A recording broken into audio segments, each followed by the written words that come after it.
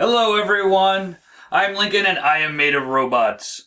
And today we are finishing off the Generation Triple Changers line with Blitzwing. I've got him here with Springer and Sandstorm, just so you can kind of get a look at all of them together.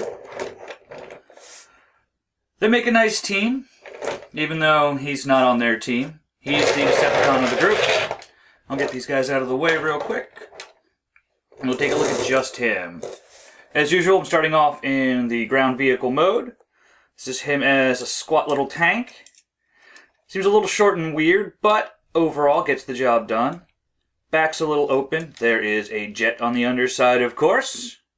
But not too bad, especially considering a triple changer. Some very nice things. You get a full 360 degrees of movement around the turret. On top we've got his gun, which I normally don't have out. It's kind of generic and bland, but not bad. Looks good on top of the thing if you are up for that. It's got these guys on either side because there are peg holes. You can peg it in on a side. You can peg it in on the other side here. That's his little gun. And then I always keep the sword out because it helps fill in some spots on the vehicle modes. There's this nice sword. It too has a post on one side, so that you can, if you really wanted to, you could have this there and this here. Whatever. You could have this sideways. But normally I keep it up here, at least in this mode. It helps kind of make everything a little more cohesive up top. One other thing, he does have a missile that fires out of here. You fire it by pressing this back. Let's see how it goes. Not too bad. It's a little weak. It's not that great. I like most of my missiles.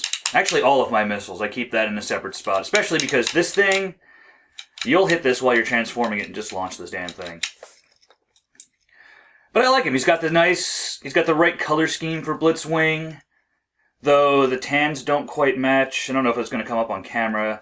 A lot of it's a lot darker, but these bits along the leg tread parts definitely seem a bit lighter, at least here in person.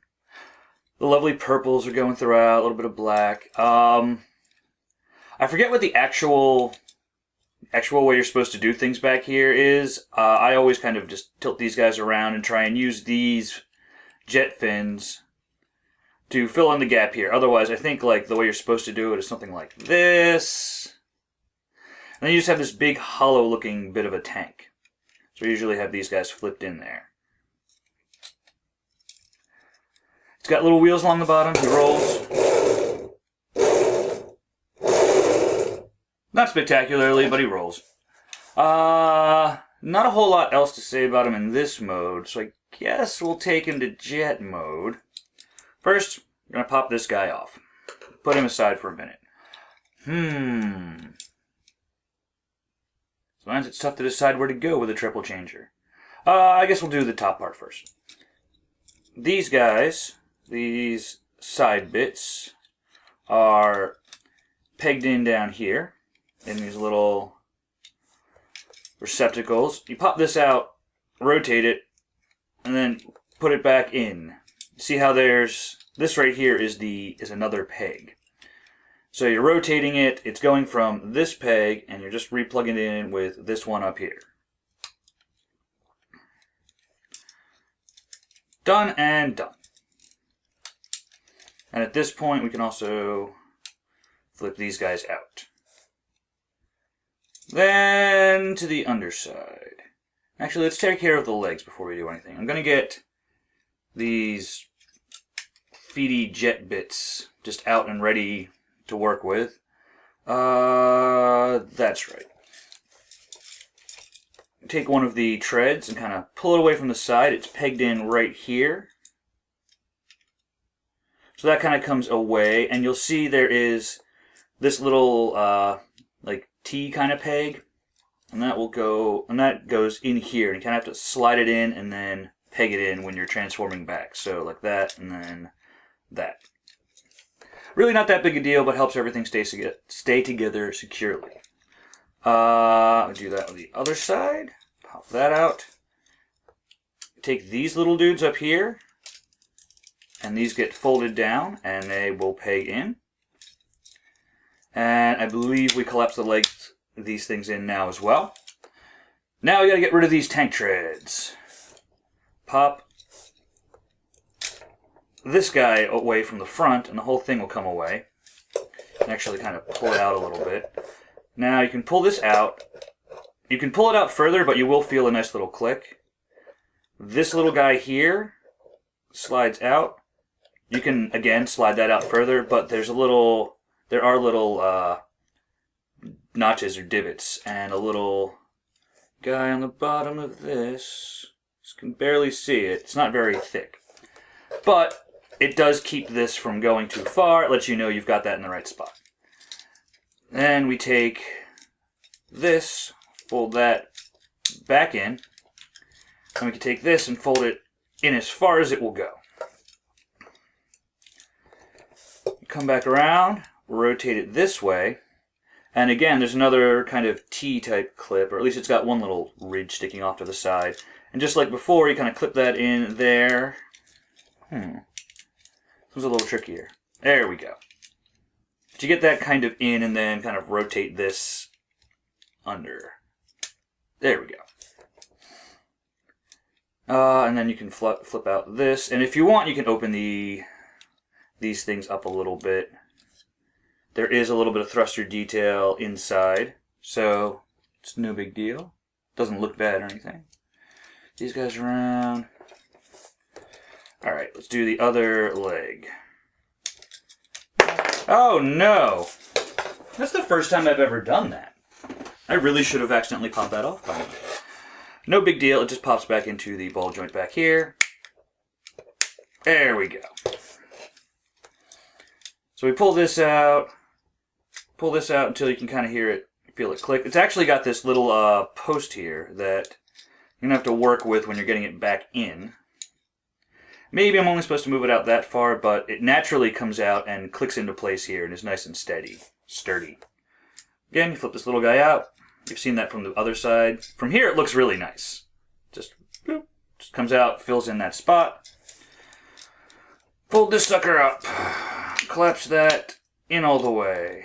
Then we can rotate things. Get this in here, rotate it, and snaps into place. Oh, now that we've got these guys snapped into place, they have these posts sticking up, and there are 2 slots underneath the turret, so you can actually peg that into place. Little tough, but no big deal. And now you won't have your tank turret, the top part of this jet. It's just swiveling around as it will. Let's get these guys done up a little bit. Now we got to finish this off. You just kind of come under, pull this around. This will lift up to naturally kind of get around everything. You get it all the way up. And then you can kind of press the cockpit down. And that will all stay in place. This kind of opens a little bit, but there's not really much to do with it.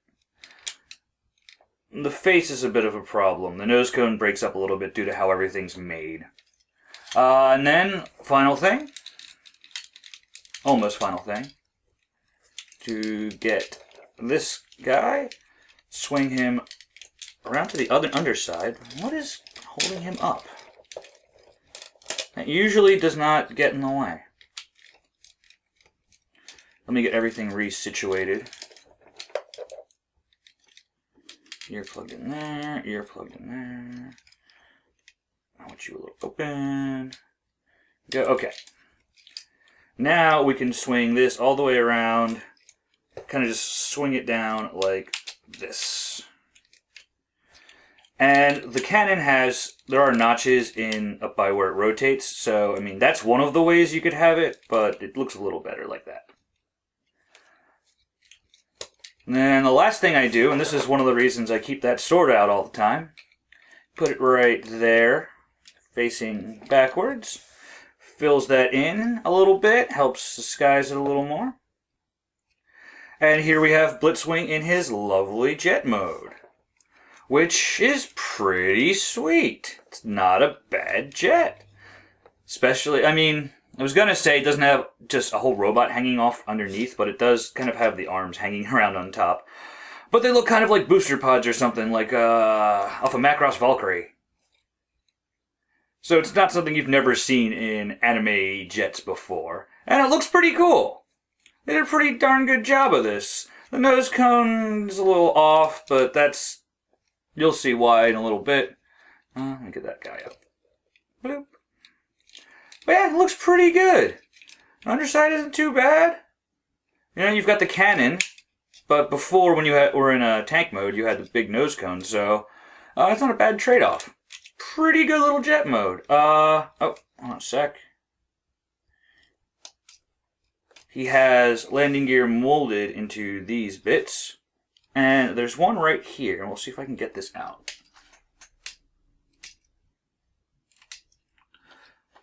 There we go, with his little landing gear out. And he sits nicely. Give me a minute, and I will get the other two into their flying modes, and we'll see how they all look together. And here we have the happy family together, all in their aerial modes. They look nice together, and one thing I keep noticing, I love how Springer always ends up with the slimmer silhouette. Let me fix these. You know, which makes sense. He seems to be a quicker, he's the sword-oriented guy. We've got Sandstorm here with this big, bulky VTOL kind of a thing going on. And then we've got our lovely Blitzwing here. I love that they did these triple changers. I love the set as a whole. I used to, for a little while I had them, the three of them out on the shelf. All posed together, looking great. Solid aerial modes all around. Really a big fan of them. Now we're gonna get these guys out of the way real quick. And now I will show you how we get this guy into robot mode, which is where things get a little weird. First, I'm gonna get this sword out.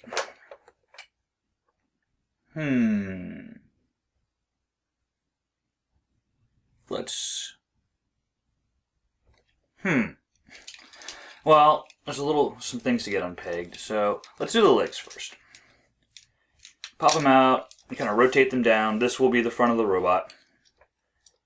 Rotate the legs, I believe that way. And now all you really have to do is pull this out a bit. You're going to collapse the wing back down. But only about that much. There's a notch in here, and you can feel how this clicks out to just one notch, and then it's got like a full extension. Just want it out that little bit, and the wing's going to come out the back a little bit. And then just flatten out a foot, and rotate that however you like. I usually put it back like that. And that's a leg. There we go. Not too difficult. We'll rotate that to pop that out. Swing it around, swing this to the back. Flip that up. You can kind of just push this in and it pulls this out a little bit. Open up the feet again. Get this guy around. Alright. So now he's standing. Quite solidly, I might add, which is pretty nice. Easy part. Rotate this around to the back. Flip our head. Well, the chest, nose cone section can be just flipped. You just flip that right around. Flips around nice and easily. Goes right in there. Now for these arms. Here's where things get weird. You unpeg it. They flip like this. Then they rotate down, and then that whole thing rotates down. There's this weird notch, and there's a collection, and there's a peggish thing in there, and they're supposed to go together, but they kind of don't. the one complaint you're going to hear about this specific toy. Overall, he's kind of great and awesome, and I really enjoy him. But this weird arm assembly, hold on a sec, I'm doing too much of this off camera. This weird arm assembly just doesn't hold together. Alright, so we've got him like this. Hold on a sec, we're going to rotate up a tad.